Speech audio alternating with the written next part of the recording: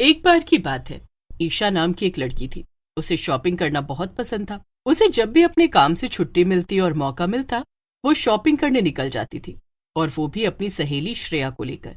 ऐसे ही एक छुट्टी का दिन था और ईशा घर पर बैठकर बोर हो रही थी। तभी वो श्रेया को फोन मिलाती है। हेलो श्रेया, क्या कर रही है तू? कुछ नहीं ईशा, बस खाना बनाने जा रही थी। आज छुट्टी है ना, तो सुबह देर तक सो गई, अभी उठी हूँ बस। अरे श्रेया, तो फिर तू खाना मत ही बना। क्या? मगर क्यों ईशा? क्योंकि हम मॉल घूमने जा रहे हैं श्रेया। हम वहां पिक्चर देखेंगे और फिर शॉपिंग करेंगे और खाना भी वहीं खाएंगे। क्यों, बढ़िया प्लान है ना?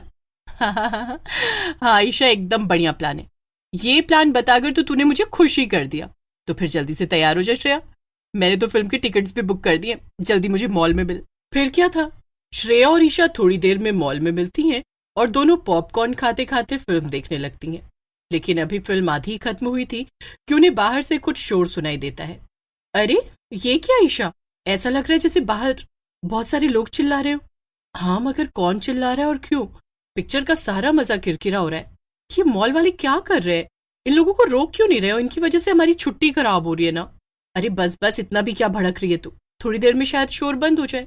लेकिन शोर और तेज हो जाता है और श्रेया और ईशा जब पीछे मुड़कर देखते हैं तो दंग रह जाते हैं। थिएटर के अंदर कुछ लोग बंदूक लेकर घुस जाते हैं और हवा में बंदूकें चलाने लगते हैं। थिएटर में सभी लोग डर के मारे चिल्लाने लगते हैं। अरे नहीं, ये क्या यहाँ पर कोई आतंकवादी हमला हुआ है? ये तो हम बहुत बुरे फंस गए ईशा, अब हम क्या करेंगे? तभी उन बंदूक लिए आदमियों में से एक आदमी कहता है, चलो सब लोग यहाँ से बाहर निकलो, और वो भी बिना आवाज किए। अगर किसी ने भी ज्यादा चू चा की तो उससे तुरंत गोली मार दूंगा। श्रेया और ईशा के साथ साथ बाकी सब लोग भी हाथ ऊपर करके बाहर निकल जाते हैं और मॉल में एक कोने में खड़े हो जाते हैं। ईशा देखती है कि मॉल में मौजूद सभी लोग वहीं पर कोने में खड़े थे और सब बहुत ज्यादा डरे हुए थे।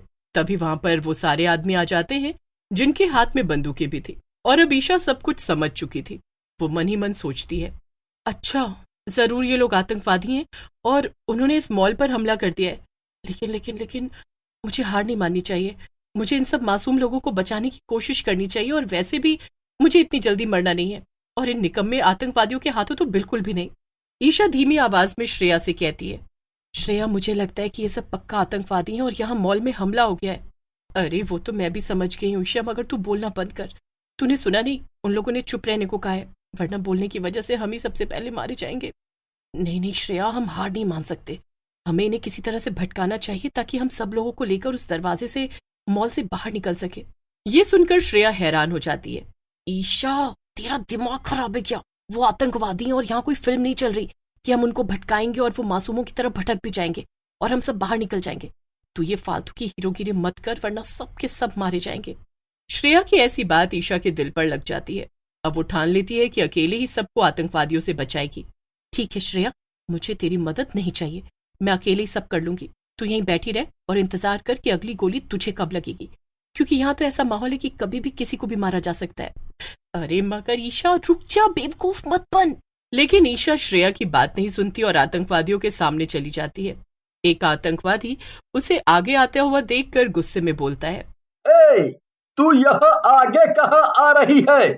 तुझे हमारा डर नहीं है क्या? नहीं नहीं, डर तो बहुत है, मगर मैं मजबूर हूँ। वो दरअसल मुझे बाथरूम जाना है, प्लीज मुझे जाने दो, प्लीज प्लीज मुझे जाने दो, बहुत तेज से आई है।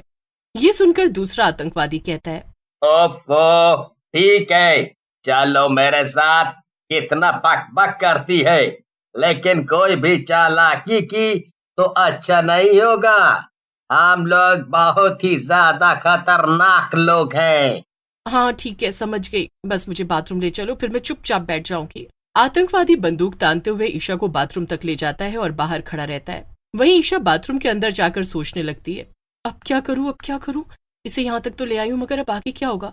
हाँ, कुछ ऐसा करना चाहिए जिससे मैं इसे मार दूं और इसकी बंदूक छीन लूं, और फिर मैं उस बंदूक से सब आतंकवादियों को खत्म कर दूंगी। वाह, क्या आइडिया है मेरा। ए लड़की, जल्दी निकलो, अंदर क्या कर रही है इतनी देर से? ईशा बाहर निकलती है और आतंकवादी की बंदूक छीनने की कोशिश करने लगती है। ये मुझे दे दे, मैं तुम सबको छोड़ने वाली नहीं, मासूमों की जिंदगी के साथ खेलते हो। लेकिन ये देखकर आतंकवादी को गुस्सा आ जाता है और वो ईशा को दूर धक्का दे देता है। वो ईशा को गोली चलाकर मार देता है और ईशा तुरंत ही मर जाती है। उधर गोलियों की आवाज सुनकर सभी बंदी बने लोग डर जाते हैं। वो आतंकवादी बाथरूम से वापस आने लगता है, लेकिन तभी ईशा मरने के बाद चुड़ैल में बदल जाती है और वो जल्दी से आतंकवादी के अंदर घुस जाती है। अब मजा चखाऊंगी इन सब आतंकवादियों को। मैं मर गई तो क्या हुआ, मैं इन सब मासूम लोगों को बचा लूंगी। वैसे भी मैं ये सब लोगों को बचाने और इन आतंकवादियों को हराने के लिए तो कर रही थी ना। आतंकवादी के अंदर घुसी हुई चुड़ैल जोर जोर से हंसने लगती है और फिर अपनी बंदूक उठाकर बाकी लोगों के पास जाकर खड़ी हो जाती है। ईशा को वापस ना आता हुआ देखकर श्रेया घबरा जाती है। मेरी सहेली ईशा, ईशा कहाँ गई? वो बाथरूम गई थी ना, तुमने क्या किया उसके साथ? एक दूसरा आतंकवादी श्रेया को बंदूक से डराकर चुप करा देता है, लेकिन चुड़ैल को अपनी सहेली को ऐसे देखकर बहुत दुख होता है। चुड़ैल आतंकवादी के शरीर से बाहर निकल आती है और उसे देखकर वहां मौजूद लोगों के साथ साथ आतंकवादी भी डर जाते हैं। ये क्या? ये चुड़ैल कहाँ से आ गई? ये तो तुम अपने इस मरे हुए साथी से पूछो। इसी ने मुझे मार दिया और मैं चुड़ैल बन गई, और तुम्हारे सामने ये इतनी बड़ी मुसीबत खड़ी हो गई है। यह तो सब उल्टा पुल्टा हो गया है। अब हमें यहाँ से फौरन निकलना पड़ेगा। मिशन फेल हो चुका है। भागो यहाँ से। सारे आतंकवादी डर के मारे भागने की कोशिश करते हैं, लेकिन चुड़ैल मॉल के सारे दरवाजे अपने जादू से बंद कर देती है और जोर जोर से हंसने लगती है। अरे, तुम ही लोगों ने तो कहा था कि यहाँ से कोई बाहर नहीं जाएगा, और अब तुम लोग खुद ही भाग रहे हो। यहाँ से कोई कहीं नहीं जा सकता है। चुड़ैल को ऐसा करते देखकर श्रेया उससे कहती है, ये सब तुम क्या कर रही हो ईशा? अगर वो लोग यहाँ से भाग रहे तो ये सब तो हम सबके लिए अच्छा ही है ना, तुम उन्हें जाने क्यों नहीं दे रही हो?